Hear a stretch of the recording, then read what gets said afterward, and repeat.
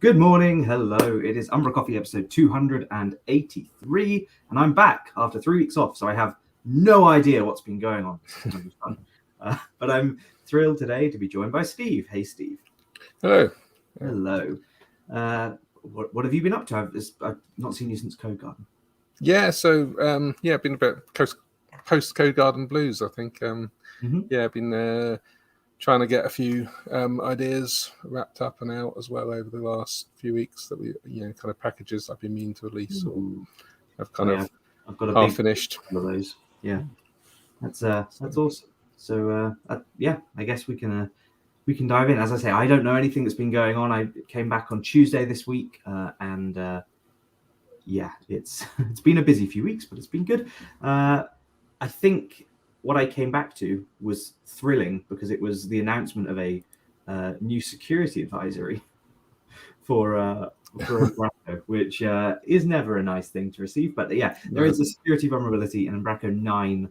So 9 is not supported, but 10, 11, and 12 it affects as well. So if you're on .NET Core or .NET Core with Umbraco, you need to be updating ASAP.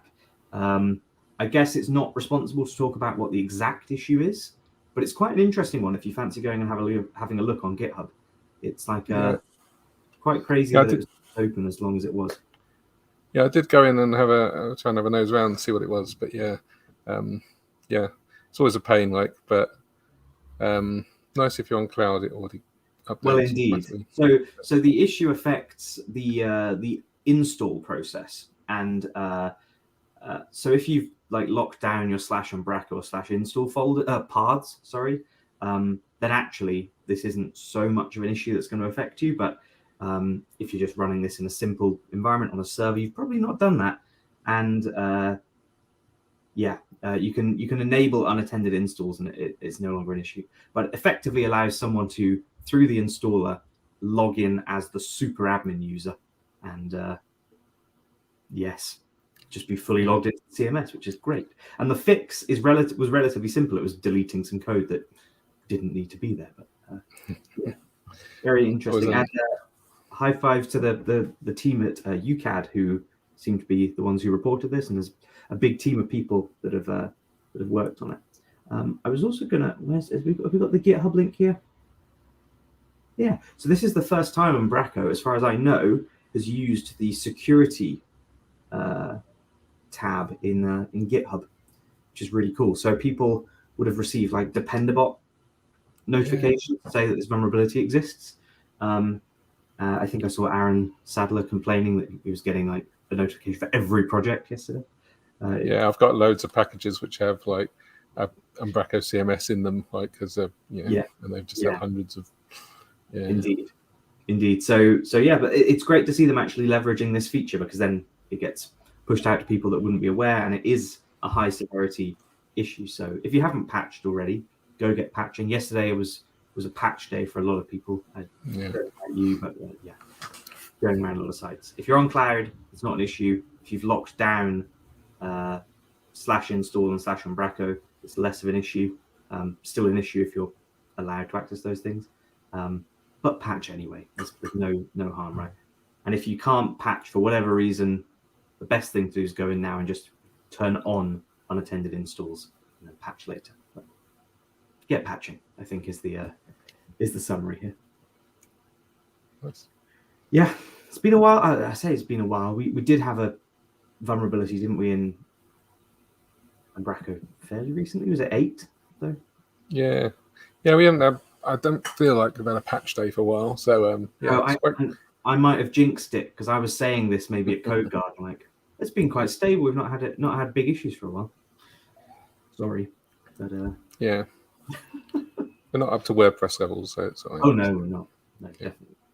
But it seems to be, as always, very well handled by the Umbraco team. So kudos, and again, well done to the UCAD team for raising. That's good. Go patch all the things. What else has been going on package-wise? So I was going to start with, actually, this is something that we maybe don't usually talk about. The marketplace today, or yesterday, received an update, and it's got a new UI, which is lovely.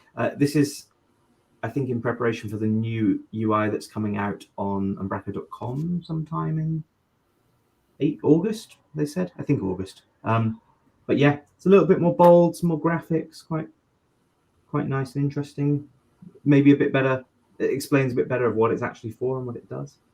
And my favorite feature, which I requested on Wednesday only, it's already been fixed. The search icon is now centered in the search box. Before, it wasn't. and it meant that, it was just ever so slightly off, and it would bug me every time I looked at it, but it's now fixed. So nice. Thanks to whoever did that. But lots of package stuff happening. Steve, you released something this week that was quite cool. Yeah, this is one I've been kind of playing around with for a while, because we have sites with sort of 100,000 media items or more or something. And if someone uploads like a whole batch, I think it's quite heavy CPU usage and stuff for those first resizes. And and I also think if you ever wanted to deny the service, say Umbraco site given away here, I would just get a list of all the images and just ask for every possible size of every image, 100%. because it does drive your CPU up. So I was kind of like, for a few of our sites, I've been looking at offloading this off to a function so we can just let Azure scale it. And this is kind of a wrapper. It's a really lightweight wrapper around image sharp. So like 99% of the effort is in image sharp in this. And just a way of, you can just click the button there, deploy a function, point it at your Azure blob storage. So this kind of assumes you're using Azure blob storage. Stick it, point it at that, and then you can route all your /media requests off to this, and it will do the resizing for you. How do you do that routing with like an application gateway or? Yeah, so I've been using Front Door on this. So most of our sites now, Front Door's got cheap. It used to be quite expensive, but it's got cheaper. So for any big site, I've been putting them behind Front Door, and then I just have a rule that routes everything /media off to this function instead of the site. So there's no way of getting to the site to generate the media. Very nice. And then, I was going to put some instructions at the bottom about doing the Front Door side of it, but I haven't got that far yet. Is that then just proxying back to the original app and doing it there, or is it actually doing the resizing? It does the resizing at the function. And then it saves a cache back onto the blob storage, so it doesn't resize it every single time. But it will send the headers up to tell the CDN to cache the image for up to 365 days, I think. And so you can, like, if you've got a busy site and you've got lots of images, it's not hitting the function every time. It should be cached at the end.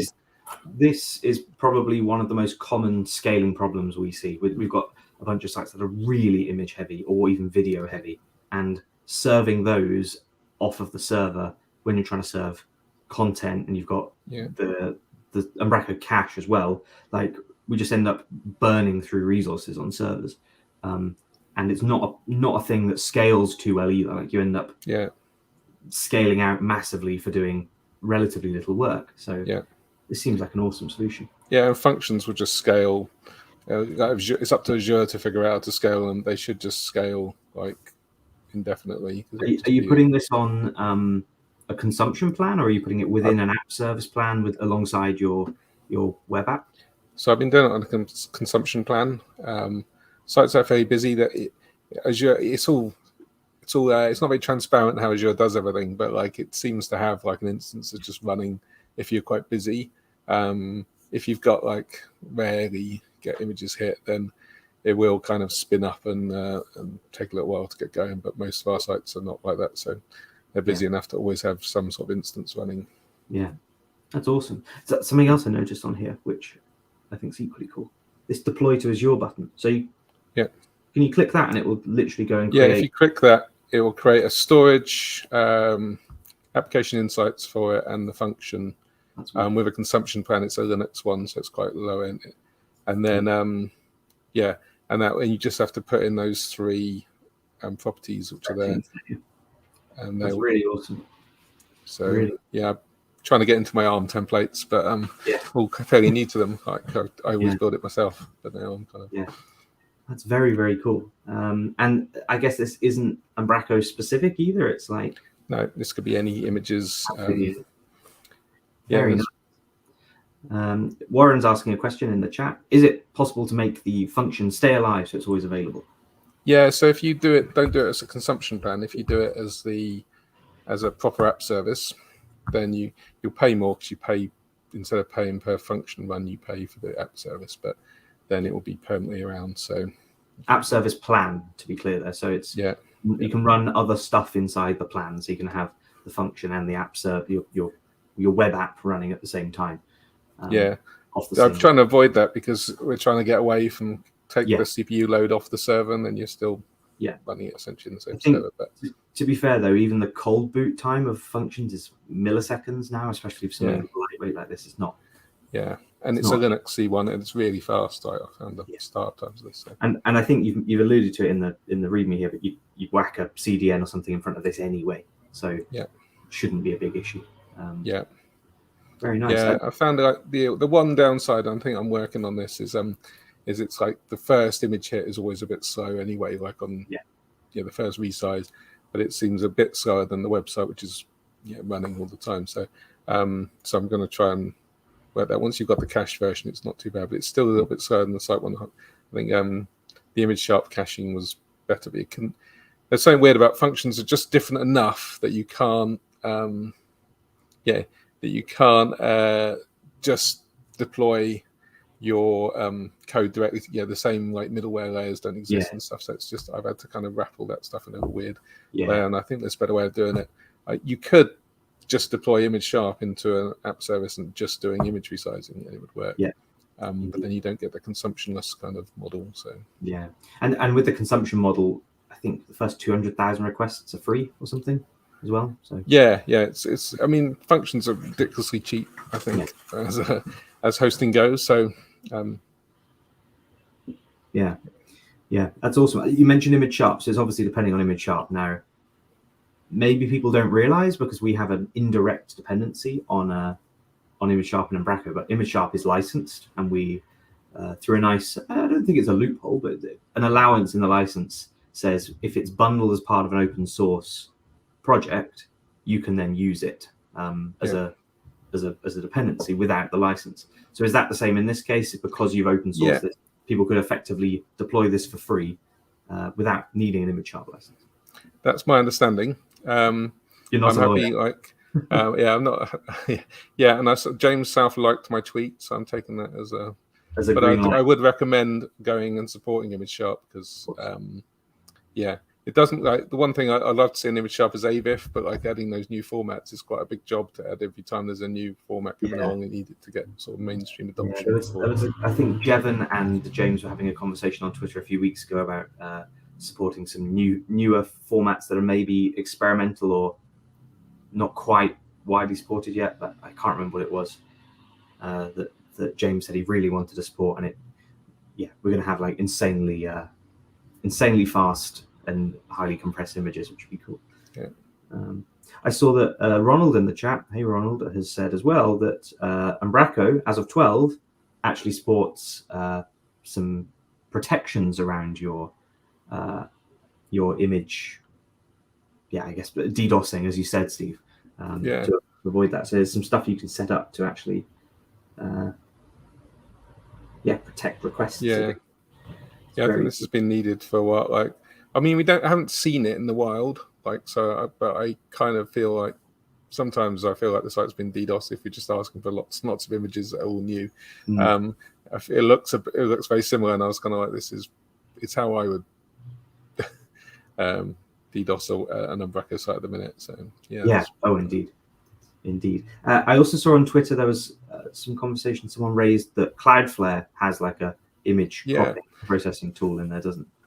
Yeah, there's a thing, and I went to the link, and there was something about signing up for the beta and stuff. So it feels quite new. I'm like, I've not been I've been kind of so embedded in the Azure world for a while that I've been just like looking. I also like the idea that, like, if Azure's down, my site's down.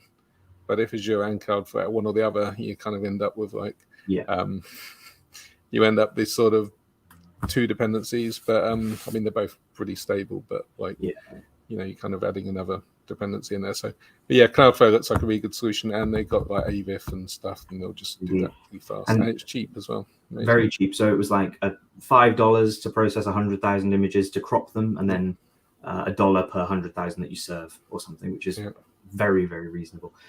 I think CloudFront, Amazon's CDM product, also has it in there, and I guess it's just worth highlighting that built into Umbraco, they've abstracted away image sharp, so the kind of get crop URL extension methods that generate the query string that's relevant for you to do the cropping is pluggable. So you can actually swap that out and make it your own parameters. So in this case, if you wanted your Umbraco site to serve a specific query string that your Azure function needed, you can actually adjust that, or you can adjust it to support the Cloudflare URL format, whatever. Yeah, I think SlimZ supports all that as well, doesn't it? So yes, that's really cool, and looks incredibly easy to get started. We'll probably have a look at this. Maybe it's something that they could. I don't know what they do in Umbraco Cloud, but I guess it's the same problem in Cloud. I wonder if they could do something. They must have a lot of image resizing on their resources. So. Yeah, indeed. Well, very cool. Link will be down below, of course. Go check it out, and well done, Steve. A couple other things that were released this week. The team at Atomic, or Rossen, more specifically at Atomic, has been releasing a million things this week. So I've handpicked a couple of the coolest ones, in my opinion. But they've got this API library, which effectively allows you to do some more advanced things with APIs without having to do all the plumbing. So they've kind of buried all of that away. It gives you Umbraco context already in your APIs, and it's pretty nice. The one I was most impressed with was this output cache library. So it effectively gives you some methods that you can write your own logic to decide whether a given request should go to the cache or not. And then you can turn it off and on in config. And it strikes me because we've probably written something along these lines in projects before as well for caching. And actually this is just all bundled up quite nicely. And you can set expiry and do all the stuff you need to do. Some nice Umbraco examples there to set up the cache. So that looks pretty cool. Yeah. Paul Seal released a proof of concept using HangFire for importing content. It's based off Sebastian's HangFire package and getting that running in Umbraco. So he's effectively got a way of importing bits into the CMS. I think he collaborated with NoHack a bit on this one, and looks pretty decent. It's a controversial one because we've done this before, of course, importing content, but I'm always of the view that if the content's already coming from another source, we should be talking to the source rather than trying to replicate it wherever possible. And I've seen these processes cause plenty of problems, but there is times and places where you need to batch import products or something, and it looks pretty cool. Yeah. And I think that was it on the package front. If I've missed anything, I'm sorry. Let me know, and we'll make sure we include it. There was a bunch of updates to some other packages. Konstrukt this week, Limbo Link Picker, punkTwoFactor, and a bunch of others got some patches as well. So busy week in the package world. Alrighty, meetups. I know that we had a London meetup last night. Steve, there was one down where you were, but I don't think you made it along to that. I don't know what else has been going on in the meetup space, but there's plenty of great ones coming up. So the Umbraco Kent meetup has a meetup on Tuesday next week. I'll be doing a talk about how we're structuring our Umbraco solutions now with Netcore and those sorts of things. And there'll be a Code Garden wrap up. I think every meetup's having a Code Garden wrap up at the moment. It's in Rochester, so sign up if you're in the southeast of England. Manchester next week has several lightning talks from Adam and Kat, Will, Gray, Dan, John. Lots and lots. That's on Thursday next week. Go sign up for that one. There is a virtual summertime social happening in the US. I guess not just for US folk though. So if anyone else wants to join, it's on Zoom. You can. That's on the 26th, and it's just started raining today, so I'm a bit nervous now. But we've announced a barbecue in Leeds on the 4th of August. We're going to do a barbecue, hopefully. Let's see. Let's see. Sure. Got plenty of time for the rain to stop. Yeah. Fingers yeah. crossed. There's no guarantees in the UK, is there? Yeah. Hoping to do some in London as well. And yeah, let's see. Yeah, talked about Bristol one, didn't we? But it's really difficult finding a space that and we've done them in pubs before, but pubs have got a bit sketchy about that now. Well, they always were, but occasionally you'd find a good one that would allow you. But yeah, I'm trying to find a pub that let you do Hammerschlagen. That's why. That's for the UK Fest in 2019. We tried desperately to get some big logs and do Hammerschlagen, and we got let down by 2 different providers as well. So it's very difficult to do that. Someone did. It might have been you, Steve. Someone did say there was a pub somewhere that has Hammerschlagen already. Might be in Leeds, actually. It wasn't me, that one. No. I'm just amazed, like, people handing out hammers and nails to people in a pub is just like... Yeah, with pints in their hands. Yeah. Indeed. Warren's asking barbecue in London. Yes, barbecue in London on the 11th of August is the plan. We'll be announcing some details within the next few days. But yeah, meetups are happening. There's also one going on in Carole. There's some Australian meetups coming up. Plenty around the world to get involved in. I saw yesterday Ravi did a tweet asking, what are the best events, the highlights of your year, the things you look forward to, maybe non-Umbraco things. And that got me thinking, because I do a lot of conferences and have done all the time. But highlights for me, at least in recent years, Duke Fest, which is still an Umbraco event, but has been one of my favorite events, and they have a call for papers open. So go submit for that. I was there 3 weeks ago for Azure Lowlands, which is also one of my highlights of the year event-wise. Highly recommend attending that one if you can in future. And Hank and Arnold was there as well, but they do a great job of organising those events. So go sign up. DF23, call for papers open now. You can see I've not submitted anything, and I probably should. I'm speaking at Duke Fest this year, so you are my first time there, so that's going to be fun. Confirmed? Yeah, awesome. Confirmed. Awesome. I'm also going to be there. I've just not chosen to talk. Yeah. Umbraco US Summit. I'm a bit confused by this one, but there's a CFP open for the community day of Umbraco US Summit. US Summit is divided into 2, I believe. So they've got community day, a partner dinner on day 1, and a more business-focused thing on day 2. The community day is for developers, learning, building, etc. And then the more like HQ-focused product updates, I think, are going to come on the Tuesday. They've asked for talks around the idea that it takes a village to raise a child, collaboration, basically. How you collaborate with other people to create your Umbraco solutions. So if you have anything on this topic, go submit it. I'm guessing it would be allowed to submit other things as well. I'm guessing. They might be. We'll see. I've submitted one thing, but it's my usual kind of talk. So I was trying to come up with something a little bit different, but I could slant on something we've already done to try and make it community kind of focused. But like, it's a little, it's a bit different to a normal Umbraco kind of theme, I guess. I think that's what they're going for as well, because they say here that they're targeting builders, connectors, buyers and sellers, innovators, future generations. Yeah. How can we help those people to work with us as developers, or build better software?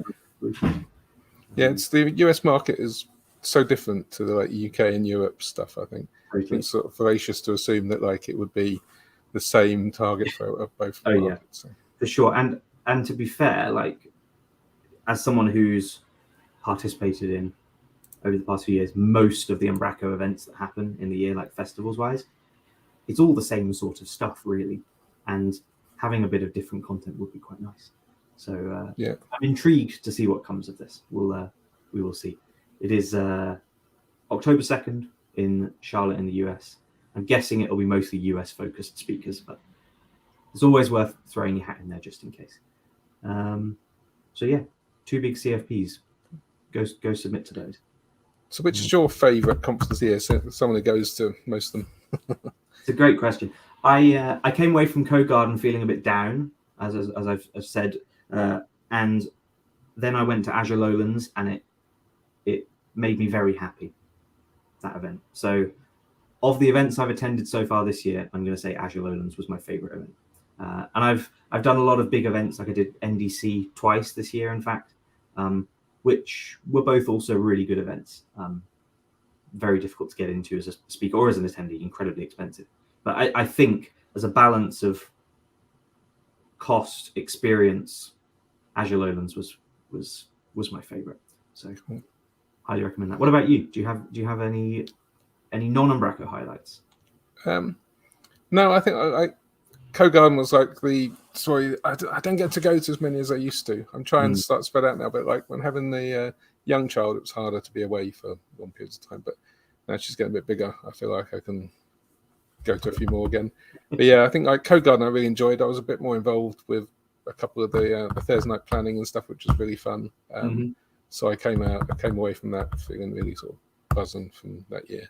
But previous year I had the same. I was a bit like down, but I been struggling to get really involved with stuff for a while. So Co-Garden has always been a highlight of my year. I think this year was an off year for me, but happens like that. It does. Again.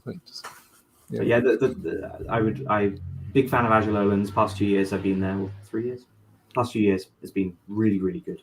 Great event. And Henk, who organizes it, always after new speakers, and especially given his basis in the Umbraco world, has said, like, let's get some people that are doing cool Azure stuff with Umbraco to come along and do talks, or maybe even Umbraco themselves, because they've got their big cloud product and platform. So cool. Yeah. Speaking of Azure things or Microsoft things, we have some congratulations to give. So Lottie has been awarded as a Microsoft MVP in developer technologies. Well done, Lottie. This was... So they normally announce new MVPs on the 1st of every month. And 1st of July is the renewal date for everyone in the MVP community. And they delayed it by a week, which meant everyone as an MVP was really stressed and on edge. And then it seems like they then did the announcements of new people a few days later again. So this must have been quite a nerve-wracking period, especially when, for anyone that has taken part in this process, you fill in the form and then you don't hear anything for months. And maybe it will come off, maybe it won't. But congrats, Lottie. Welcome to the club. We've got a few new, we've got a few renewed Umbraco people in the MVP space as well. So myself, Carole, Emma, Poornima, Dennis. I probably missed someone, I'm sorry. But all got their renewals as well. So that's awesome. Yep. Doing great community things. And let's try to get some more Umbraco people in there. It would be good. Yeah, I think it's growing rapidly, isn't it? The amount of Umbraco folks. There's a core of Umbraco people that are doing a lot of wider Microsoft talks and stuff now as well.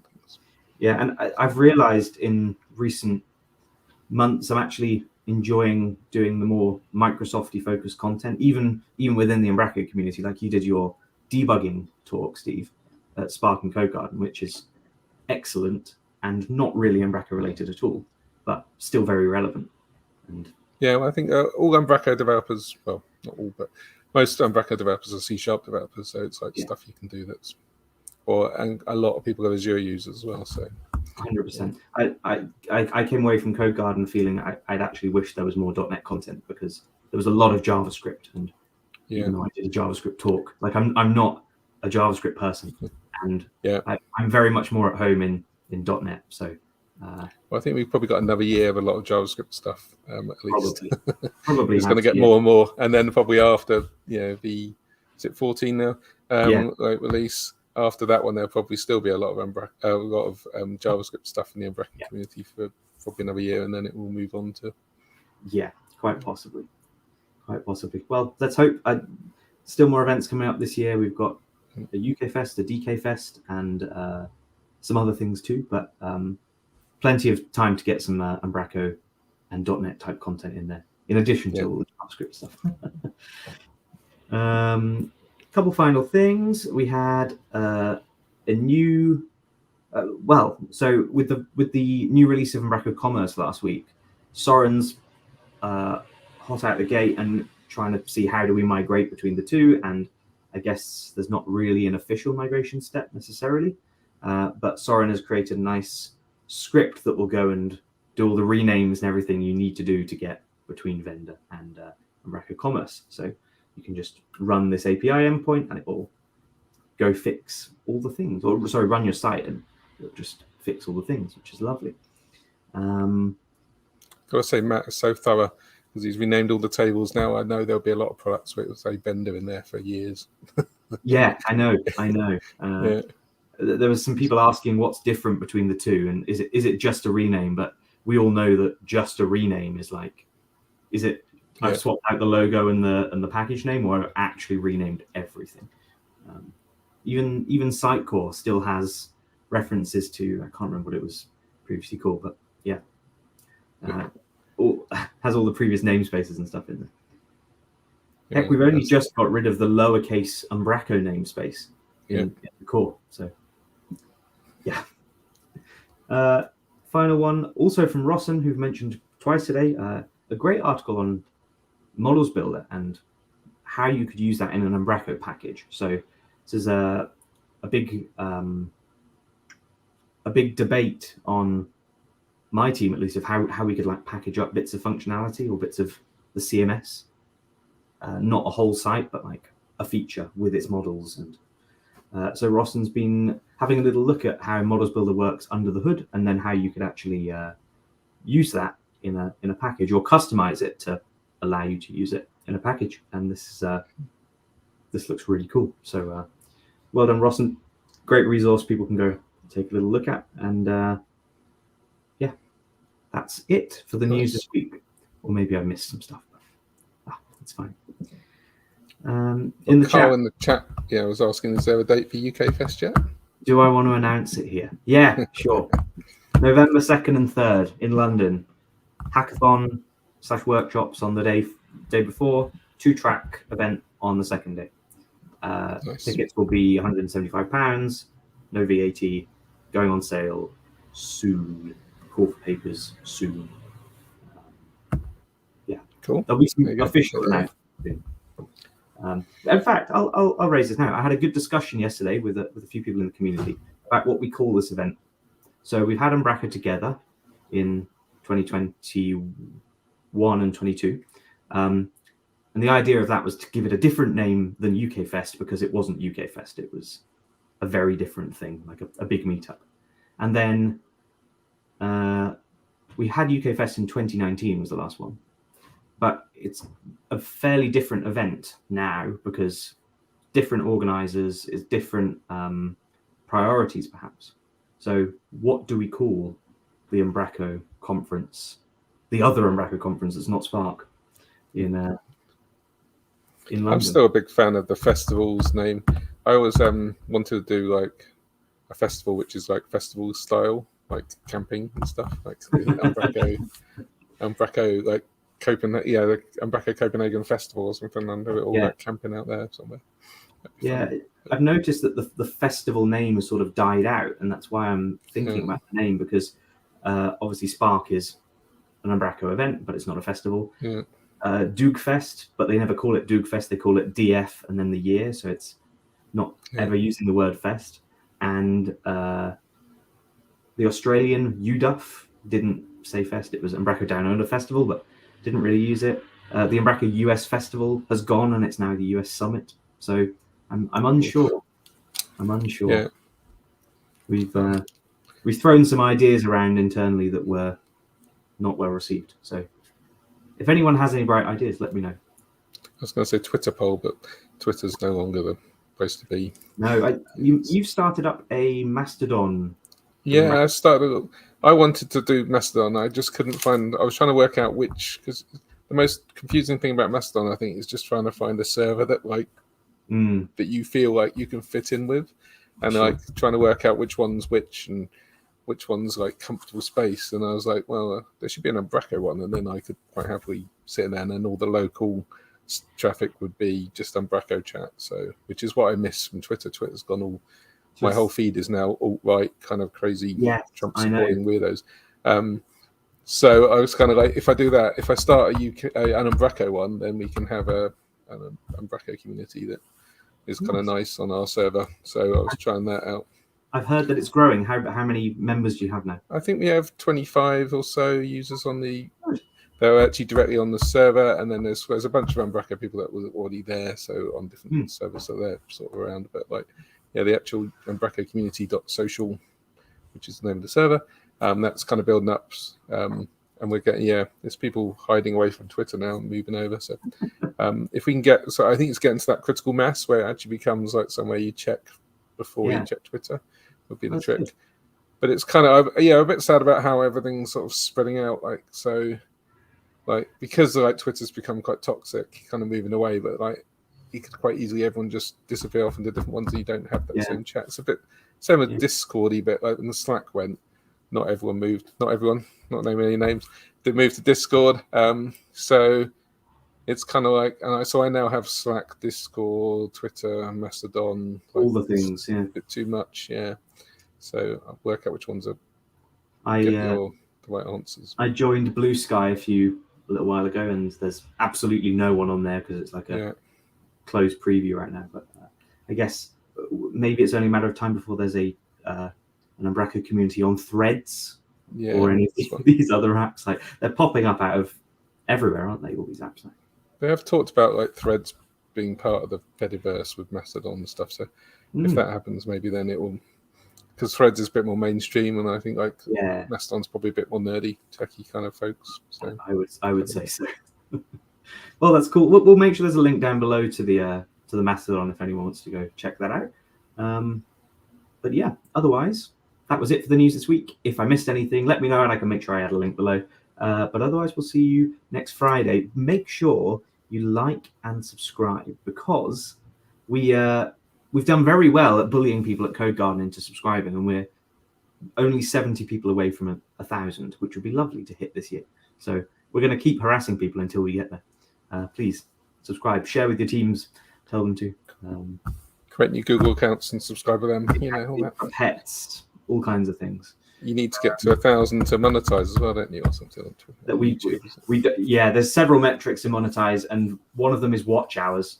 I think we need everyone to watch each episode about 4 times for us to actually reach that as well. So there won't be any money made. Don't worry. You're not going to start seeing Squarespace ads in the middle of our umbraCoffee episodes. But yeah, that's it for this week. Thank you, Steve, for joining. It's great to see you. Cheers. And we will catch you all next Friday. Marcin will be back. Don't worry. And have a great weekend. See you all. Bye.